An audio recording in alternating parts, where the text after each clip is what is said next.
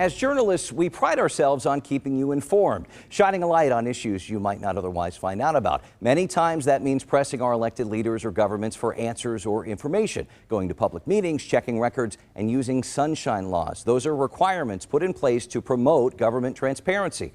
Well, there's a push right now in the Missouri State Senate to make major changes and exemptions to those laws, and could pave the way for many records and meetings to be made off limits from the public, to take them out of that sunshine, so to speak. Transparency advocates are concerned by what they're seeing. If this proposal passes, my concern is that citizens will have far less awareness of the conversations that are taking place behind closed doors, and they will also have far less input into the process of making policy in this state. And I think that that's not a good development for the state. Bottom line, this is a bill that could have widespread implications for the freedom of information. Let's discuss with our roundtable of journalists. Please welcome back KMBC 9's Michael Mahoney and Jason Hancock, editor-in-chief of the Missouri Independent. Jason, you've been reporting on these sunshine law proposals. There are changes being pitched to some important definitions, like what a public meeting is, that sort of thing. Walk us through this.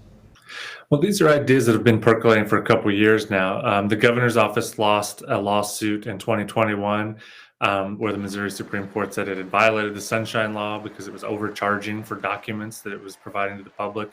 And then you had in 2018, the voters of Missouri amending the Constitution to require the legislature follow the Sunshine Law, which is something they'd kind of felt they were exempt from previously. So there's been this kind of momentum building, and this year it's really it's early in the session, and it's really starting to move through the legislative process in the Senate, where you have a legislation that, like you said, would change the way open meetings are defined to allow a quorum to meet outside of the public view. You have some changes to how public record is defined. And potentially most significantly, you have legislative records being exempted from the Sunshine Law, which would allow the legislature to withhold from the public a lot of their internal communications. The argument being they should be able to kind of think out loud with staff behind the scenes. So there's been a couple runs at it the past few years.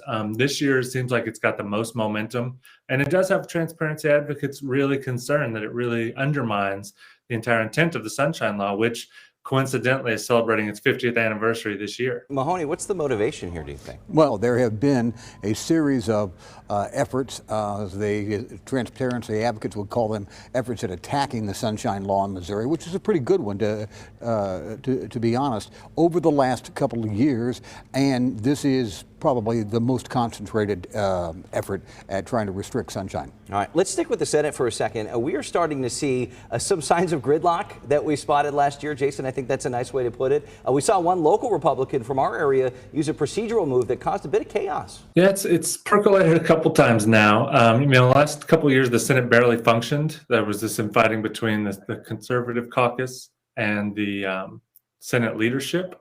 And now we're starting to see a couple cracks in the veneer of the unity that they were, that they had hoped had returned this session.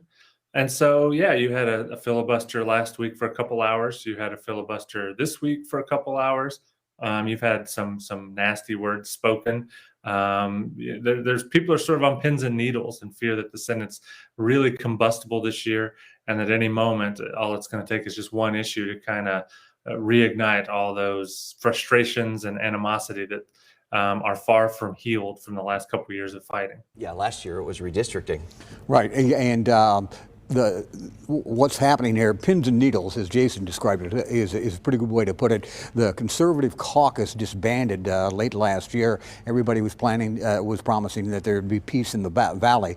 What he was referring to in these last two episodes about really small filibusters, but we're getting deep into the session now, and any sort of filibuster can gum up the works, especially in the Senate. Mm-hmm.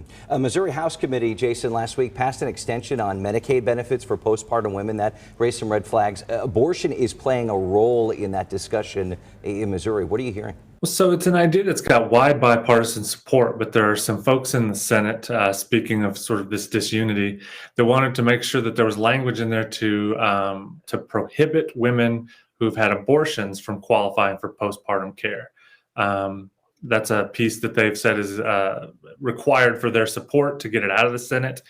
But advocates say that that could put it in jeopardy of being rejected by the federal government that has to sign off on any changes to the Medicaid system. So you have this bipartisan unity behind the idea that, postpartum care should be extended for up to a year, but it's being put in jeopardy by abortion politics. The House has passed a clean version of it, or at least the House committee has.